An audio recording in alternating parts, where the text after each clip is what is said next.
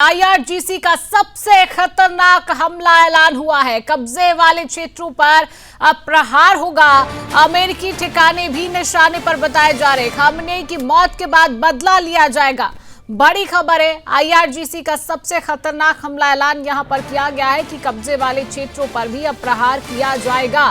Khamenei की मौत के बाद बदला लिया जाएगा। अमेरिकी ठिकाने भी निशाने पर बताए जा रहे हैं। कब्जे वाले क्षेत्रों पर प्रहार होगा। बड़ी खबर आप तक पहुंचा रही है। आपको बता दें कि पश्चिम एशिया की सियासत में इस बार भूचाल देखने को मिल रहा है और सत्ता के सबसे ताकतवर सिंहासन पर सीधा प्रहार हुआ है। ईरान की सरकारी मीडिया ने दावा कर दिया है कि 86 साल के supreme leader Ayatollah Ali Khamenei की मौत अमेरिका और इजराइल के संयुक्त हमले में हुई है। बड़ी खबर है, जी हां, supreme leader Ayatollah Ali Khamenei की मौत अमेरिका और इजराइल के संयुक्त हमले में हुई।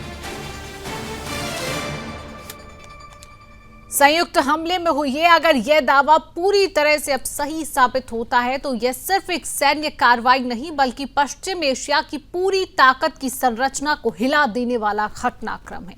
दावा है कि तेहरान के एक सुरक्षित ठिकाने पर जब खामनेई सुरक्षा परिषद के सलाहकार शामखनी और इस्लामिक रिवोल्यूशनरी गार्ड के प्रमुख मोहम्मद पाकपोपर से मुलाकात कर रहे थे, तभी इजराइल ने सटीक स्ट्राइक की है। इजराइल के प्रधानमंत्री बेंजामिन नेतन्याहू ने ऑपरेशन की जिम्मेदारी ली, जबकि अमेरिकी राष्ट्रपति डोनाल्ड ट्रंप ने इसे निर्णायक कार्रवाई बताया है। अमेरिकी मीडिया में ऑपरेशन एपिक फ्यूरी नाम सामने आया है। यह युद्ध अचानक नहीं भड़का। वर्षों से ईरान और इजराइल के बीच छाया युद्ध चल रहा था। सीरिया में हमले, लेबनान में हिजबुल्लाह की गतिविधियां, गाजा संघर्ष और ईरान के परमाणु कार्यक्रम को लेकर तनाव। हाल के महीनों में ड्रोन और मिसाइल हमलों की श्रृंखला ने हालात को खुली जंग में बदल दिया है। ईरानी मीडिया के अनुसार इस हमले में खामनेई के साथ कई शीर्ष सैन्य और सुरक्षा अधिकारी भी मारे गए हैं। पहले भी जून 2025 में अली शमखानी पर हमला हुआ था, हालांकि वे तब बच गए थे। जवाबी कार्रवाई में इजराइल के सैन्य ठिकानों पर भी मिसाइलें दागी गई। क्षेत्रीय सूत्रों के मुताबिक दोनों पक्षों में सैकड़ों लोग मारे गए या घायल हुए हैं। हालांकि आधिकारिक आंकड़े लगातार अपडेट हो रहे हैं, लेकिन इस खबर का असर सिर्फ युद्ध भूमि तक सीमित नहीं है, सड़कों और स्क्रीन तक भी पहुंच गया है। एक और जहां ईरान में खामनेई की मौत की खबर पर जश्न की तस्वीरें सामने आई हैं, पटाखे, मिठाइयां, सोशल मीडिया पर बयान सामने आ रहे हैं, वहीं ईरान और कुछ अन्य जगहों पर बड़े पैमाने पर विरोध प्रदर्शन भी शुरू हो गए हैं। तेहरान, मशहद और कोम में समर्थकों की भीड़ सड़कों पर उतर आई है। कई जगह इंतकाम के नारे गूंज रहे हैं। इतना ही नहीं, ईरान के एक सरकारी टीवी चैनल पर लाइव प्रसारण के दौरान एक एंकर भावुक होकर रो पड़ा। उसने खामनेई को राष्ट्र का प्रताप बताते हुए श्रद्धांजलि दी। यह दृश्य सोशल मीडिया पर अब वायरल हो गया है, जो इस घटना के भावनात्मक और राजनीतिक प्रभाव को दिखाता है। संविधान के अनुच्छेद 111 के तहत अंतरिम नेतृत्व समिति बन सकती है, जिसमें राष्ट्रपति मसूद पजास्कियान, न्यायपालिका का प्रमुख और सुरक्षा परिषद का प्रतिनिधि शामिल हो सकता है। वहीं संभावित उत्तराधिकारी के तौर पर अली लारिजानी और मुज्तबा खामनेई का नाम चर्चा में है। सत्ता परिवर्तन का यह दौर आंतरिक अस्थिरता और शक्ति संघर्ष को भी जन्म दे सकता है। तेल बाजार में उथल पुथल की भी आशंका है। फारस की खाड़ी में तनाव बढ़ा तो कच्चे तेल की कीमतें आसमान छू सकती हैं। अमेरिका और इजराइल अगर शासन परिवर्तन की दिशा में आगे बढ़ते हैं तो यह संघर्ष लेबनान, सीरिया, इराक और यमन तक भी फैल सकता है।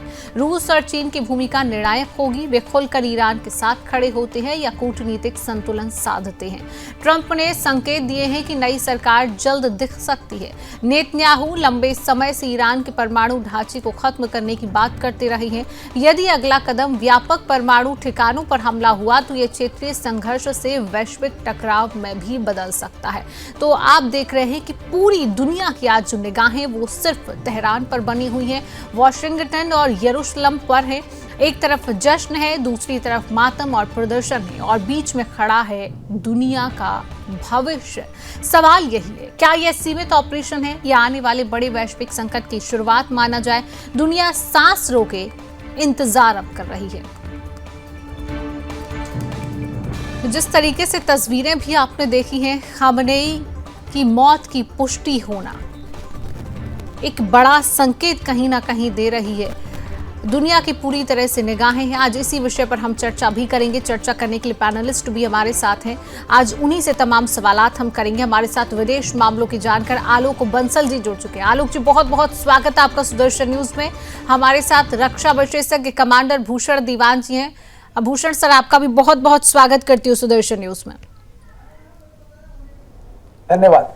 सबसे पहले चर्चा की शुरुआत आलोक जी आपसे ही करूंगी। आलोक जी, अब किस तरीके से ईरान की सत्ता को आप देखते हैं? अगर इस मौत की पुष्टि हो गई है, जिस तरीके से खामनेई की मौत बताई जा रही है, अब ईरान की सत्ता पर अगर नजर डालते हैं आलोक जी। देखिए, जहां तक सवाल ईरान की सत्ता का है, विलायते फकीह की मौत की खबर के बाद अब ईरान में जो सत्ता का खेल है वो शुरू हो चुका है। राष्ट्रपति पेजेश्कियान जो है वो एक उदारवादी नेता माने जाते हैं, लेकिन उनके ऊपर जो शिकंजा रहा है वो हमेशा विलायते फकीह और कट्टरपंथियों का रहा है। और अब अगर कट्टरपंथी नेता लारिजानी या अन्य लोगों को भी की क्या स्थिति है उसके बारे में अभी कुछ स्पष्टता नहीं है। और IRGC का कितना नुकसान हुआ है इसके बारे में भी अभी कुछ जानकारी नहीं है। लेकिन अगर पेजेश्कियान को अब कंसोलिडेट करने का मौका मिलता है तो आप देखेंगे कि ईरान में बिना सत्ता परिवर्तन के भी नीतिगत परिवर्तन होने लगेंगे, क्योंकि पेजेश्कियान खुद उदारवादी हैं और वो चाहेंगे। तो अमेरिका के लिए बेहतर होगा कि वो अभी इस स्थिति में अब कुछ समय कुछ गैप देकर फिर अगर कुछ गतिविधि करना चाहते हैं तो बेहतर होगा, क्योंकि अभी खमैनी के मरने के बाद वहां पे एक बहुत बड़ा वैक्यूम हो गया है और हमें देखना पड़ेगा कि पावर अब किसके हाथ में कंसोलिडेट होती है। लेकिन अगर युद्ध जारी रहा तो देश की जो जनता है वो नेतृत्व के चारों तरफ इकट्ठा होगी और हो सकता है उसमें कोई और कट्टरपंथी नेता उभर कर सामने आ जाए। तो अगर सत्ता परिवर्तन ही अमेरिका और पश्चिमी देशों का उद्देश्य है तो उन्हें मेरे ख्याल से अब कुछ समय के लिए एक युद्ध विराम करना चाहिए। युद्ध विराम। चलिए, भूषण जी हमारे साथ है। भूषण सर, आपसे समझना चाहूंगी ईरान की सैन्य रणनीति पर अब क्या असर पड़ेगा इसके बाद?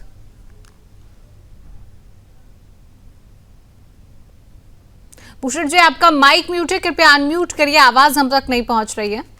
सॉरी, अब ठीक है? जी जी, कंटिन्यू। शिवांगी जी, मैं ईरान की सैन्य रणनीति और चहलकदमी पे कोई खास फर्क नहीं देख रहा हूं। कारण ये है कि ईरान के पास पूरा गवर्नेंस स्ट्रक्चर बहुत अच्छा प्लान था और था। आप देखिए उनकी लड़ाई कब खत्म हो सकती है, जब उनकी ईरान की युद्ध लड़ने की क्षमता वो खत्म होती, नहीं तो चलता रहेगा। IRGC बहुत बड़ा संगठन है। बसीज जो इंटरनल डोमेस्टिक कंट्रोल करता है उसका वो भी वहां मजबूत है और स्ट्रक्चर बने हुए हैं। आप देखिए हमास का लीडर भी मर गया तो हमास को थोड़ा टेम्पोररी झटका पड़ा। मैं हमास इजराइल की बात कर रहा हूं, पर वो फिर भी लड़ते गए वो। तो मैं ये कहना चाह रहा हूं ये टेम्पोररी चीज होगी। पर सवाल ये है, एक बड़ी भारी बात ये है कि नया कौन आता है कुर्सी पे आयतुल्ला के बाद। मेरी समझ में अगर CIA ने, मोसाद ने खमैनी को मारा है, उन्होंने जरूर प्लान किया होगा भी इसके बाद खमैनी के बाद कौन भाई, तो उन्होंने चुना होगा बंदे को। वो अपना चुना हुआ बंदा बिठाएंगे। आप मदुरो वेनेजुएला की बात सुने देखें, हालांकि वेनेजुएला तो और ईरान जो बिल्कुल अलग कहानियां हैं, इसी बारे में सिमिलरिटी है क्या भाई, उन्होंने मदुरो को खत्म कर दिया, किडनैप कर दिया, अरेस्ट कर दिया, यहाँ खत्म कर दिया है। पर मदुरो के बाद नया बंदा जो लाया गया तो वो कुछ दिन लग गए थे, तब नए बंदे को वहां बिठाया गया था। तो कुछ टाइम जाएगा। आप सुनिए, ट्रंप कहता है, हालांकि हर बात ट्रंप की कहने पे माननी भी नहीं चाहिए, हर बात ईरान के कहने पे भी माननी नहीं चाहिए। ट्रंप ने कहा है हमें पता है कौन नया लीडर है। अगर आप भी जाएं कहीं किसी को खुराफात करने, तो डिसाइड करेंगे कि अगला कदम क्या है। बिल्कुल बिल्कुल, अगला कदम क्या है ये भी हमें देखना होगा। आलोक जी, अगर हम भारत और ईरान के संबंधों की बात करें तो इस पर क्या असर पड़ेगा? आलोक जी।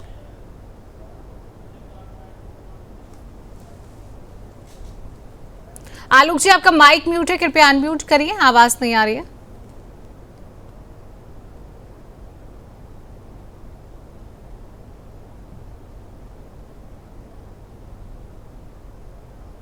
आलोक जी, आप तक आवाज पहुंच रही है?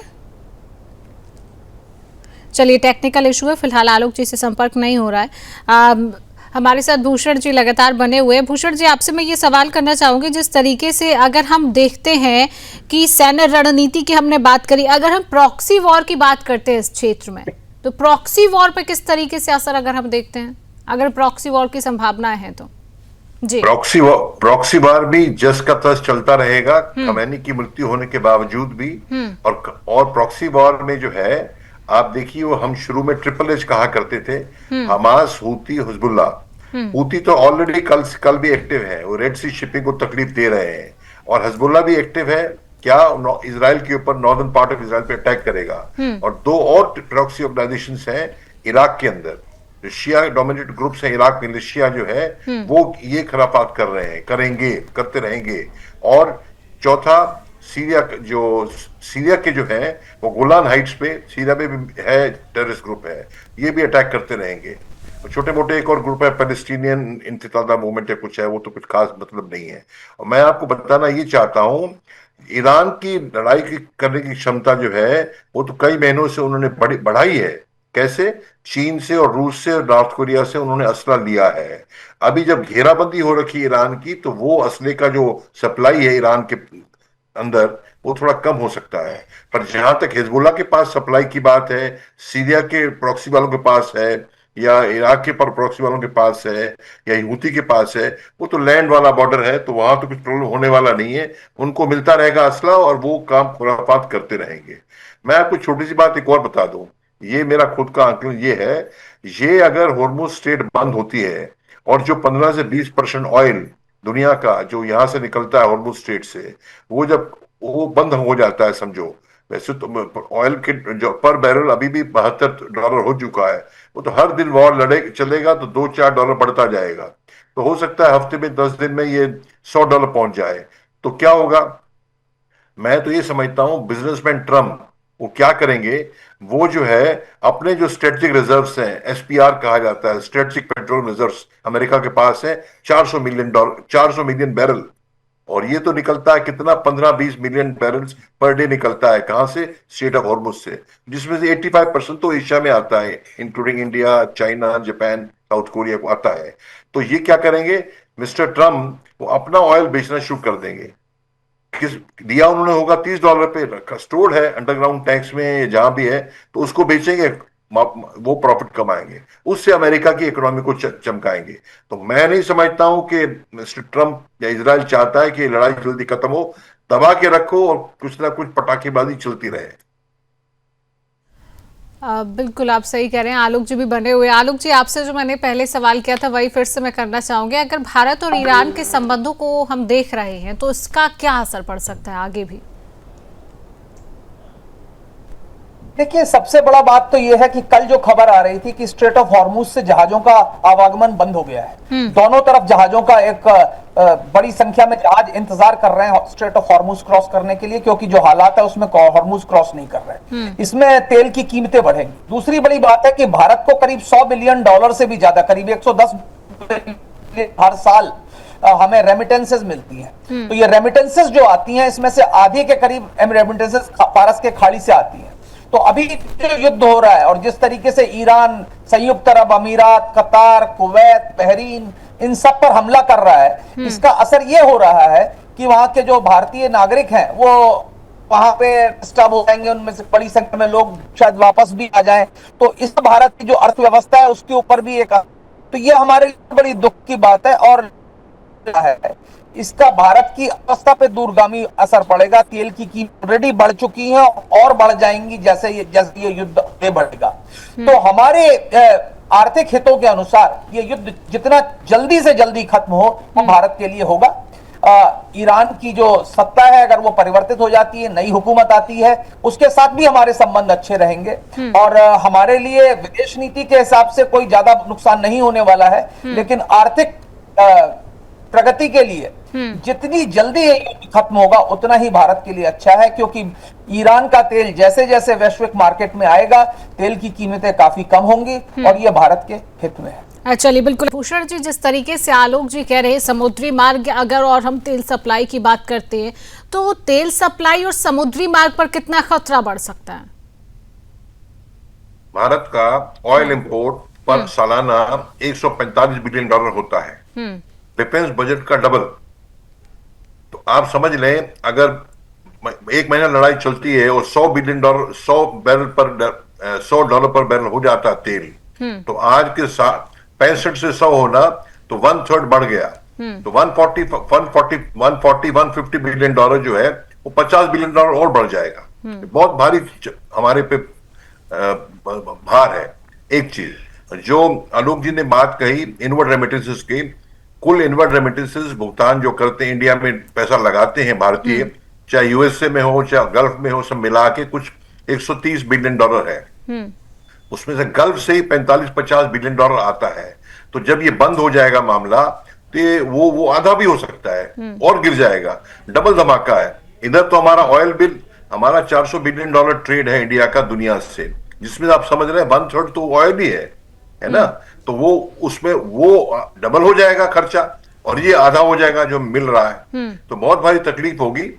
और तीसरी बात मैं और कह दूं आपसे, आप सवाल इस संदर्भ में पूछ रही हैं कि इस इंडिया पे क्या असर है। हमारी जो वर्क फोर्स वहां पे है, गल्फ में है, काफी लोग हैं, उनको निकालने के लिए मेरी समझ में पहले भी जो हुआ है, यमन से भी निकाला गया, सऊदी यमन की लड़ाई, तो ये कंट्रीज हमें सपोर्ट करेगी। ईरान भी भारत से कोई दुश्मन नहीं है किसी को भी, वो सपोर्ट करेंगी कि हम उनको इवैक्यूएट कर सकें। जनरल वीके सिंह थे 15-20 साल पहले, यमन से निकाला, ईरान में पिछले साल निकाला। ईरान के लोग का, ईरान में भारतीय कौन है? मैक्सिमम जो है कश्मीर मूल के हैं, एमबीबीएस वगैरह कर रहे हैं साउथ ऑफ ईरान में। तो वो प्रॉब्लम शायद इतना भारी नहीं होगा। हालांकि एक्सीडेंट में, डेथ में तो हो सकता है कुछ भी, हमें मिसाइल पड़ी है हमको हो जाए, पर इवैक्यूएशन के हिसाब से हमको वो चैलेंज जो है वो हम कर पाएंगे। पर इकोनॉमिक बात हमने पहले कर दी आपसे शिवांगी। मतलब ये है कि संभावनाएं हैं जिस तरीके से आपने कहा, क्योंकि पहले भी हमने कई देशों को देखा है जो सपोर्ट में भारत के आए हैं। इस बार भी ये है कि कई लोग हैं ईरान में जो फंसे हुए, कई पत्रकार भी हैं, जब प्रधानमंत्री का दौरा रहा वो गए हैं, लेकिन अब वो वहां पर फंस गए हैं। अभी कई मैंने वीडियोस देखी है। तो इसको लेकर आपका कहना है कि ईरान भारत के साथ सपोर्ट में खड़ा रहेगा? यहाँ तक बिल्कुल शिवांगी जी, मैं बताऊं आपको, यमन और सऊदी की तो सांप नेवले का रिश्ता है। तो वो तो हमारे लिए 4 घंटे, 15 साल पहले 4 घंटे के लिए युद्ध रोक दिया था उन्होंने, यमन ने भी और सऊदी ने भी। ठीक है, अपने आप प्लेन्स, एयरक्राफ्ट में एयर इंडिया के प्लेन्स, उन दिनों air India national government company थी, उनमें लेके जाइए आप। सेम चीज हो सकती है, क्योंकि ना तो इजराइल चाहता है, इजराइल यूएसए तो एक ही बात है, ना वो चाहता है ना ईरान चाहे कि हमारे आदमी मुफ्त में उसमें पिस जाए। तो वो लॉजिस्टिक्स के लिए तो चैलेंज है, रिस्पॉन्सिबिलिटी है करना। बोलना आसान है, पर एनिमिटी उनको हमारी तरफ हो, हमारे को सपोर्ट ना करें, ऐसा नहीं होगा। हमको निकाल पाएंगे उनको। आलोक जी, आपसे समझना चाहूंगी, सबसे पहले क्या है, डोनाल्ड ट्रंप ने इसको लेकर ट्वीट करके पूरी तरह से ट्विटर पर इसकी जानकारी दी है। अगर हम अमेरिका और ईरान के रिश्तों की अगर हम बात करते हैं, तो इन रिश्तों को आप किस तरीके से देखते हैं? कितना असर पड़ेगा खामनेई की मौत का अमेरिका और ईरान के रिश्तों पर? आलोक जी देखिए, जहां तक सवाल अमेरिका और ईरान के रिश्तों का है, वो काफी समय से तनावपूर्ण माहौल से गुजर रहे हैं। राष्ट्रपति बराक ओबामा ने ईरान के साथ एक डील की थी, जो एक बहुत ही उपयुक्त डील थी, जिसके अंतर्गत ईरान पे लगाए गए प्रतिबंध खत्म हो गए थे। लेकिन फिर ट्रंप ने अपनी पहली प्रेसिडेंसी में वो डील खत्म कर दी, और अब हम देख रहे हैं कि इस दूसरी डील में राष्ट्रपति ट्रंप ने उस पर हमला किया। राष्ट्रपति ट्रंप का जो पूरा विदेश नीति के मामले में रवैया है, वो एक व्यावसायिक कारोबारी जैसा है। वो किसी भी चीज को एक रियल एस्टेट बिजनेसमैन की तरह देखते हैं, तो फायदा नफा नुकसान यही देख रहे हैं। और उन्होंने ईरान पर हमला किया, और इसके अंतर्गत उन्होंने जो अपने चुनाव के दौरान वायदे किए थे वो भूल गए, क्योंकि उन्होंने कहा था अब अमेरिका किसी अन्य युद्ध में नहीं पड़ेगा, दूसरों के युद्ध में, बेकार युद्धों में नहीं पड़ेगा। उनको लगता है उन्होंने वेनेजुएला में जो सफलता प्राप्त की है, उसके बाद वो ईरान पर भी इतनी जल्दी सफलता प्राप्त कर लेंगे। उनका उद्देश्य वहां पर जो है नेतृत्व परिवर्तन करना चाहते हैं। उनकी कोशिश है कि ईरान में एक उदारवादी शासन हो जाए, जो कि मुल्लाओं या अयातुल्लाओं के कब्जे में ना हो, जैसे कि शाह के दौरान थी। और इसीलिए अगर आपने देखा हो, उनका जो एड्रेस था उसमें उन्होंने लोगों से कहा है कि आप बाहर निकलो और अपनी सत्ता को अपने हाथ में ले लो, पुलिस स्टेशनों पर कब्जा कर लो और ये कर लो। तो ये जो कोशिश की जा रही है इजराइल और अमेरिका के द्वारा, वो ये है कि किसी भी तरीके से इन जगहों पर कब्जा कर लिया जाए। दूसरी तरफ ईरान जानता है कि अमेरिका के जो अधिकांश बेसेस हैं वो खाड़ी के देशों में हैं, और ईरान के हमले खाड़ी के देशों पर हो रहे हैं, क्योंकि ये खाड़ी के सारे देश जो हैं, कोई भी जनतांत्रिक व्यवस्था नहीं है यहाँ पे, जो है निरंकुश शासक हैं। और जनता की जो भावनाएं हैं वो अमेरिका के खिलाफ हैं, जबकि शासक सारे के सारे अमेरिका के साथ हैं। तो इसकी कोशिश हो रही है इन पर हमला करें, विशेषकर बहरीन में, जो कि शिया बहुल राष्ट्र है। आपने देखा सबसे ज्यादा हमले जो हुए हैं बहरीन और कतार में हुए हैं, जहां पे कि अमेरिकी सेना के बहुत बड़े बड़े बेसेस हैं। विशेषकर बहरीन में सुनने में आया है कि 5th फ्लीट का जो हेडक्वार्टर्स है उसको काफी हद तक नेस्तनाबूद कर दिया गया है मिसाइली हमलों के द्वारा। तो इस तरीके के हमले हो रहे हैं। अगर अमेरिकी हमले रुक जाते हैं और सत्ता धीरे धीरे कंसोलिडेट हो जाती है राष्ट्रपति के अंदर ईरान में, तो मुझे लगता है बड़ी जल्दी संबंध सामान्य हो जाएंगे। पर अगर युद्ध चलता रहा तो ईरान एक बहुत पुरानी सिविलाइजेशन है, एक सांस्कृतिक राष्ट्र है, वो इतनी जल्दी हार मान नहीं है। और ईरान भूषण जी, आपसे समझना चाहूंगी, अभी जो स्थिति हम देख रहे हैं, अभी जो सिचुएशन हम देख रहे हैं, क्या इस सिचुएशन का अमेरिका और इजराइल फायदा उठा सकते हैं? क्या लगता है आपको? बिल्कुल उठा ही रहे हैं। सिचुएशन तो क्रिएट अमेरिका इजराइल ने ही की है। हाँ। और बहुत सोची समझी चाल है। उनको पता था कल जो अटैक किया है, फर्स्ट डे अटैक तभी किया है जब उन्होंने खमैनी को वो मार सकते थे। अगर वो खमैनी को मोसाद और सीआईए के आंकलन में अगर खमैनी को 3 दिन के बाद मार सकते थे तो युद्ध जो है 3 दिन बाद शुरू होता। क्यों? ये दो जो बैटल कैरियर ग्रुप हैं अमेरिका के, वो तो खाड़ी में तो हफ्तों से घूम रहे हैं यहाँ पे। तो टाइमिंग ने वही चुना है, खमैनी को हटाना है। सारा सवाल इसी पे दारोमदार इसी पे है। 60-70% जो है लोग ईरान के, वो तो ये इस्लामिक फंडामेंटल राज चाहते नहीं दोबारा। हालांकि 47 साल हो गए हैं 1989 से ये जो रिप्रेसिव इस्लामिक रिजीम है चल रहा है। ये आम जनता 70-80% लोग नहीं चाहते, चाहे यंग हो चाहे ओल्ड हो। बाकी जो लोग हैं उसमें तो कोई चाहता है डेमोक्रेसी हो, कोई चाहता है मोनार्की हो, जैसे राजा पहलवी का बेटा आ जाए, तो वो बटा हुआ है। तो स्थिति बड़ी फ्लूइड है। पर मैं ये समझता हूं अगर ईरान द्वारा, आईआरजीसी द्वारा नया बंदा खुमैनी के अयोतुल्ला के कुर्सी पे बिठाया जाता है तो वो एक तो उसके अपने बेटे का चांस है, पर बेटे का चांस गलत है। वो क्या है उसके अगेंस्ट, वो ही कट्टरवादी है बेटा उसका अयोतुल्ला का, नंबर 1। नंबर 2, शिया रूल्स कानून के मुताबिक रिलीजन के हिसाब से मतलब बाप के बाद बेटा आ जाए ये गलत माना जाता है। तो ये भी ठीक चलेगा नहीं, एक्सेप्ट नहीं होगा लोगों को। तो इसके चलते बाइंड तो ये बड़ा मुश्किल है। अगर ईरान की जो आईआरजीसी वगैरह है जो पावर में भी बैठे हैं, वो तो यही चाहेंगे कि हमारा आदमी चुन के सामने आए, और वो उसको तो लोगों को वो मंजूर नहीं होगा मेरा ख्याल है। जहां आईआरजीसी और ये जो एग्जिस्टिंग रजीम जो हुक्मरान है, अगर वो इंटेलिजेंट तरीके से सोचते हैं, देश के हित में सोचते हैं, तो एक ओपन तरीके से सोच के अच्छा बंदा सामने लाते हैं, अच्छा नया रजीम लाते हैं, जिसकी चांस काफी कम है। क्योंकि आईआरजीसी की बड़ी अच्छी तनख्वाह है, बड़े प्रिविलेजेस हैं, कंट्रोल कर रहे हैं। और बसीज जो इंटरनल खुफिया एजेंसी उनकी है, वो बड़ा बहुत फैसिलिटीज ले रहे हैं। वो जो बदलाव लाएंगे नहीं। तो अमेरिका इजराइल कितना बदलाव ला सकता है मुझे कहा नहीं जा सकता अभी। क्या उनकी तैयारी थी, क्या उनकी इंटेलिजेंस है, क्या रखी है, क्या उन्होंने नए बंदे चुने हुए हैं। तो 2-4 दिन में अगर वो अच्छा नया एक मॉडरेट रजीम सामने आता है तो ये चीज सुलझ जाएगी।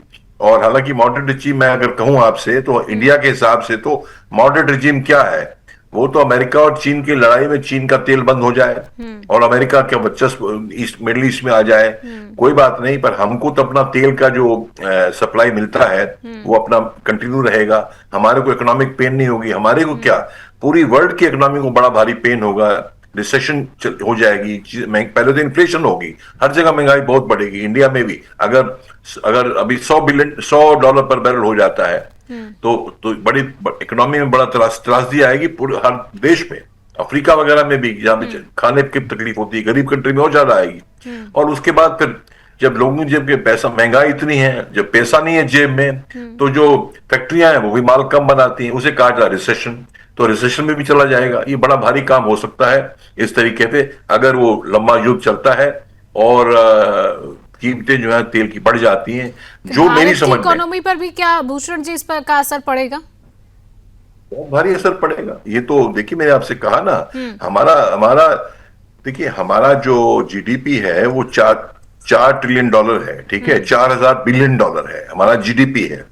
तो हमारा तो और इसके ऊपर अगर हमारी अर्निंग कम होती है, जैसे मतलब रेमिटेंसेस कम हो जाती हैं 35 बिलियन डॉलर, तो डिफेंस बजट का आधा है। डिफेंस बजट भी हमारा जो होता है, जो देश स्पेंड करता है ना, अब हमारी जेब में पैसा है, घर में खर्चा करते हैं हम इस चीज पे उस चीज पे, डिफेंस पे करते हैं, तो 15% 16% जो हमारे पास गवर्नमेंट के पास पैसा है वो डिफेंस पे जाता है। अब आप समझो, जो वो डिफेंस बजट जितना नुकसान पड़ा, 15% नुकसान पड़ना मेरी तनख्वाह में हो जाए तो कितना मुश्किल होगा, और ये कितनी देर तक रहेगा, और देर तक होने में क्या होता है, फिर फैक्ट्रियां बंद होने लगती हैं, इकोनॉमिक इंजन हल्का चलेगा, वो बैठ जाएगा, मुश्किल पड़ेगी बड़ी भारी।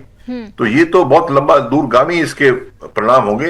पर मैं फिर भी समझता हूं, क्योंकि इसके बावजूद अमेरिका कहां बैठा है, लाखों मील दूर अटलांटिक के पार, वो तो इसको भुनाएगा। कैसे भुनाएगा, जो मैंने पहले भी बोला शायद आपको, कि जो उनके स्ट्रेटेजिक पेट्रोलियम रिजर्व्स हैं उनको बेच के वो पैसा कमाएगा। तो नवंबर में इलेक्शन से ट्रंप की, वो दिखाएगा देखो अमेरिका को मैंने अमीर बना दिया दोबारा। अभी तक तो अमेरिका को साल हो गया, 1.25 साल होने को आया है, तो वो तो अमीर बना नहीं पाए उसको, अमेरिका को इकोनॉमी इंप्रूव कर नहीं पाए। अभी ये उनके पास ऑयल है, आपने कहा वेनेजुएला ऑयल, शायद कहा आपने, वेनेजुएला ऑयल वाली बात, वेनेजुएला ऑयल में कम से कम 2 लाख 3 लाख बैरल ऑयल पड़ा है वहां पे, और ये जो है पर जो कैपेसिटी है उसकी, और इसके पास तो रोज तो $15 million oil, 15 million barrel oil तो स्ट्रेट ऑफ हॉर्मुज से निकलता है, तो 2-3 लाख तो कुछ नहीं है उसमें बैरल्स पर डे निकलना। तो और वो जो ऑयल है वेनेजुएला का हैवी ऑयल है, उसको प्रोसेस करना, रिफाइन करना, इंडिया में हमारी रिफाइनरी जो है अंबानी जी की जामनगर में, वो रिफाइन कर सकती है, और एक आध और रिफाइनरी है उसको भी रिफाइनरी के लिए, तो मतलब रिप्लेसमेंट आने को टाइम लगेगा। वेनेजुएला ऑयल को भी ऊपर आने में टाइम लगेगा। तो अमेरिका भुनाएगा, जो उसके पास भंडार पड़े पेट्रोलियम के, उनको भुनाएगा, पैसे अर्न करेगा। चलिए ठीक है, हमारे साथ वरिष्ठ पत्रकार प्रियदर्शी रंजन जी जुड़ चुके हैं। प्रियदर्शी जी, बहुत बहुत स्वागत आपका सुदर्शन न्यूज में। प्रियदर्शी जी, ये जो खबर आप देख रहे हैं, खामेनी की मौत की पुष्टि होना, इसका असर अगर हम देखें, क्या अब ईरान में विरोध प्रदर्शन की तस्वीरें सामने आ सकती है? किस तरीके से आप देख रहे हैं? क्या ईरान और इजराइल में अब तनाव भी बढ़ सकता है? क्योंकि तमाम संभावनाएं अब जताई जा रही है। जी प्रियदर्शी जी। प्रियदर्शी जी, आपका माइक म्यूट है, कृपया अनम्यूट करिए, आवाज नहीं आ रही है। जी ईरान ने इस घटना के बाद घातक हो चुका है, और इसका असर देखने को मिल रहा है, जिस तरीके से इस्लामिक देशों पर ही ईरान की ओर से लगातार हमले किए जा रहे हैं, और इसकी आग ज्यादा फैलने वाली है अब पहले के बनिस्पत। अमेरिका माना कि इस मामले में एज लेता हुआ नजर आएगा, इजराइल एज लेते हुए नजर आएगा, लेकिन ईरान भी जो तबाही मचाएगा उसको इतिहास याद रखेगा। ईरान ने ये तैयारी कर ली है, ईरान मान करके बैठा है कि हमें इस युद्ध में हारना है, हमें इस युद्ध में खोना है, और ईरान लगातार खो रहा है। अपने प्रमुख को खो दिया, अपने रक्षा मंत्री को खो दिया, अपने तमाम जो नीति निर्माता हैं उनको खोते जा रहा है, उसके बावजूद बैकफुट पर आने को तैयार नहीं है। उसकी रणनीति पहले से थी कि ये चीजें होनी है, इसके लिए ईरान तैयार बैठा हुआ था। ये आज वो तैयारी कर रहा है कि ये घटनाएं हो गई, अब मुझे किस तरीके से इसका बदला लेना है, रिटेलिएट करना है, ऐसा नहीं है। उसका खाका पूरी तरीके से पहले से तैयार था, और उसके जद में वो तमाम देश थे जो अमेरिका के पक्षधर हो गए थे, इस्लामिक कंट्रीज, जो उसमें ज्यादातर सुन्नी वाले देश हैं। तभी तो इनका हमला दुबई तक हो रहा है। ईरान की मिसाइलें, ड्रोन जो है वो दुबई तक आ रही हैं, तो इसके प्रभाव में पूरा इस्लामिक कंट्री आने वाला है। इजराइल पर जो आप चर्चा कर रहे हैं कि इजराइल क्या करेगा और कैसे, इजराइल के लिए ही तो ये युद्ध है। अमेरिका जो दबाव बना रहा है ईरान पर, उसके अपने तो है ही इंटरेस्ट, उसमें इजराइल का भी बड़ा इंटरेस्ट है। दोनों का साझा इंटरेस्ट है, जिसके तहत ईरान को खत्म करने की कोशिश हो रही है। वो हमारे रक्षा विशेषज्ञ बता रहे थे कि ठीक तेल वाली जो बात थी, तेल वाली तो बात है ही, एक जिस तरीके से हाल के दिनों में वर्ल्ड हायरार्की में अमेरिका का ओहदा थोड़ा गिरता हुआ नजर आ रहा था, या चाइना का प्रभाव बढ़ता हुआ नजर आ रहा था, और कहा यह जा रहा था कि घोषित तौर पर नहीं, अघोषित तौर पर ही सही, चीन जो है वो अमेरिका से आगे निकल चुका है, और वर्ल्ड इकोनॉमी से लेकर के वर्ल्ड पावर तक को अब वो लीड करेगा। इसका भी जवाब अमेरिका ने दिया है, क्योंकि देखिए अमेरिका तो सीधे तौर पर युद्ध में आ गया इजराइल का साथ देते हुए यहां तक, लेकिन क्या चीन और रसिया विश्वास दिला पा रहे हैं कि जिन देशों का वो पीठ ठोकते हैं कि हम तुम्हारे साथ हैं, चढ़ जाओ सूली पर, उसके लिए क्या मैदान में आ सकते हैं? यहां से साबित हो गया कि चीन वो देश नहीं है जो अपने दोस्तों के साथ युद्ध मैदान में खड़ा हो सकता है। नहीं हुआ। रसिया की स्थिति दूसरी है। रसिया आज खुद में इतना फंसा हुआ है, उलझा हुआ है यूक्रेन युद्ध में कि वो दूसरे युद्ध की ओर नजर डाल ही नहीं पा रहा है। शायद यूक्रेन युद्ध में रसिया नहीं फंसा हुआ होता तो इस ओर देख भी पाता, लेकिन अब वो देखने की स्थिति में नहीं है। भूषण जी, आपसे ये समझना चाहूंगी कि अब IRGC की भूमिका कितनी अहम हो जाएगी इस वक्त, इस सिचुएशन में? शिवांगी जी, IRGC अभी पावर में है। हाँ। मैंने जैसे पहले आपसे कहा, अगर ऑलरेडी मोसाद और CIA के प्लान था कि खमैनी को टेक आउट, उसको कत्ल करने के बाद किसको बिठाएंगे, तो वो उनके पास तंत्र ऑलरेडी चुना हुआ है, समझा हुआ है, तो सक्सेस हो जाएगा। नहीं तो IRGC का बसीज इनका ही कैंडिडेट कुर्सी पे चढ़ेगा। हालांकि सिस्टम तो है, 3 मेंबर की काउंसिल बनती वगैरह वगैरह, पर उसमें एक डर यही है कि वो अगला आदमी जो IRGC द्वारा चुना जाएगा तो वो भी कट्टरवादी होगा, आयतुल्लाह के लय में ही। तो अगर कट्टरवादी होगा तो चीज जो आम जनता इतना सफर कर रही है, इतना दुख पा रही है, पैसा खत्म है, किलिंग हो रही है, पानी भी किलिंग खरीदना, पानी नहीं मिलता है अभी, तो ये सब वही चलता रहेगा। क्योंकि IRGC जो है वो बड़ी अच्छी तनख्वाहें, उनकी बड़ी फैसिलिटियां हैं, वो पावर रूल कर रहे हैं, वो बसीज भी साथ है, इंटरनल सिक्योरिटी देखते हैं। तो वो चीज अगर होती है तो फिर क्या हुआ, खमैनी को मारने से एक आदमी हट गया, दूसरा एक उसी टाइप का आदमी आ जाएगा। पर मैं नहीं समझता हूं कि CIA और मोसाद ने बिना सोचे समझे कि नया आदमी अगर रजीम चेंज करना है तो आपने उन्होंने ये भी तो चुना होगा कि किसको लाना है। अगर नहीं तो IRGC चुनने वाली है तो क्या कुछ बदला नहीं खास। खमैनी तो 86 साल के थे, अभी तो ठीक है, बॉम्ब से मर गए, मिसाइल से, गोली से मर गए, तो वो तो कुछ साल में ऐसे भी उम्र के हिसाब से हर कोई मरता है। तो इसलिए ये मेन चीज ये है कि नेक्स्ट कौन है, वो अमेरिका और CIA और मोसाद का आदमी है कि नहीं, उस पर निर्भर करेगा ईरान का ओवरऑल रुख क्या रहता है, न्यूक्लियर डील के लिए, नेगोशिएशन के लिए, UNO में क्या क्या करता है वो। क्योंकि मेरी समझ में मॉडरेट रजीम ईरानियंस चाहते हैं, इस्लामिक कट्टरवादी रजीम नहीं चाहते। और देखिए मैं आपको बताऊं जी, ईरान जो है 2500 साल पुरानी सभ्यता है और अमेरिका तो 250 साल की है, पर ये तो जिसकी लाठी उसकी भैंस, लाठी बड़ी है वो चल रहा है। हम लोग चाहते नहीं है कि ये इस्लामिक कट्टरपन हमारे यहाँ पनपे, पर पनप रहा है, 47 साल हो गए हैं। तो वो अभी टाइम आ रहा है, मौका है बदलने का, और ये अगर नहीं बदला गया तो कोई फिर लड़ाई का फायदा कुछ है नहीं खास। क्यों? और नया जो भी आएगा IRGC का आदमी, क्या वो न्यूक्लियर चीज को रोल बैक करेगा?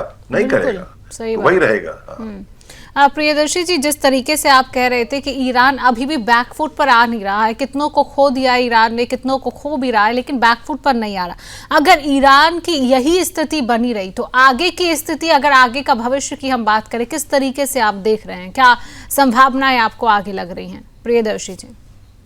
जैसा हमारे रक्षा विशेषज्ञ कह रहे थे कि वहां अमेरिका का प्रभाव होना, इजराइल का प्रभाव होना बेहद जरूरी है, जो सत्ता परिवर्तन होगा खामनेई के बाद, लेकिन वैसा होता हुआ नजर नहीं आ रहा है। तत्काल प्रभाव से तो यह संभव नहीं है कि अमेरिका इंटरनल मामलों में जाकर के ईरान में हस्तक्षेप कर दे, उसकी ये स्थिति आज की तारीख में नहीं है। और ये हालात आने में कम से कम 1-2 साल भी लग सकते हैं, जब अमेरिका पूरी तरीके से वहां प्रभावी हो और अमेरिका का कोई व्यक्ति वहां ईरान में संचालन कर रहा हो सत्ता का। यह आश्चर्यजनक होगा कि महीने 2 महीने में इस तरीके की चीजें ढूंढ ली जाए। और जिस तरीके से खामनेई की मौत के बाद लोग सड़कों पर उतर करके आए, वो बता रहा है कि अभी भी अपार समर्थन अपने जो ईरान की जो पुरानी व्यवस्था है उसके प्रति वहां की जनता का है, वो उसको भुला नहीं पा रहे। और जब तक जनता के दिलो दिमाग से चीजों को आप निकाल नहीं देंगे, अमेरिका अगर चाह भी लेके हम वहां पर एक स्थिर सरकार बना दे, संभव नहीं है। आए दिन वहां खेल बिगड़ता हुआ रहेगा, क्योंकि अन्य इस्लामिक कंट्री की तरह ईरान नहीं है। ईरान अभी कट्टरवाद में है। ईरान, जैसा कि उन्होंने कहा कि 2500 पुरानी सभ्यता है, शियाओं का बहुत बहुल वाला देश है, सबसे प्रमुख देश है, और सबसे कट्टरवादी देशों में आज की तारीख में ईरान भी शामिल है। तमाम देश, अरब के अन्य जो देश हैं, उन लोगों ने अपने में आप में व्यापक परिवर्तन किया, आधुनिकता को अपना करके विकास की राह को पकड़ा, और ये ईरान है जिसने कट्टरता को पकड़ करके भी विकास की राह को अपनाया है। तो ये ईरान छोड़ने वाला नहीं है उस चीज को।